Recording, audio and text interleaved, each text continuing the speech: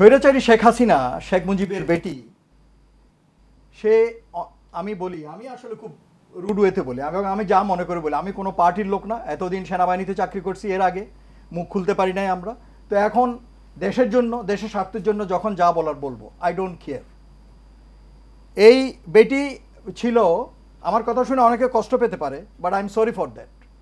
কারণ আমাদের দেশের মানুষের উপর যেরকম অত্যাচার করে গেছে, যেই রক্ত ঝরাই গেছে, অনেক মায়ের কোল খালি করে গেছে, সে তার জন্য কোনো শ্রদ্ধা থাকতে পারে না আমার দিলে, আওয়ামী লীগারদের থাকতে পারে। সে রোকেয়া হলে ছাত্রলীগের গুন্ডা ছিল, মহিলা গুন্ডা, সবাই জানতো।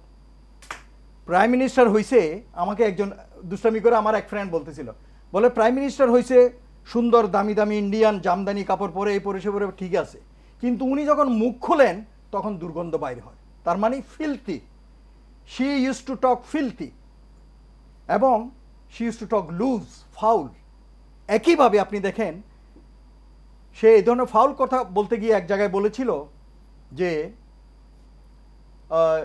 বিডিআর কিলিংয়ের পরের দিন সে বলতেছিল যে আমাকে রাতে বেলায় বলা হলো যে আপনি যেন না কালকে লাঞ্চে, ওখানে আমরা একটা ছোটোখাটো ঘটনা ঘটাবো যেটা আমাদের জন্য ফেভারেবল হবে, এবং আপনার বাকি টেনিউরের জন্য ইট উইল বি ফেভারেবল, মানে সেফলি আপনি রুল করতে পারবেন।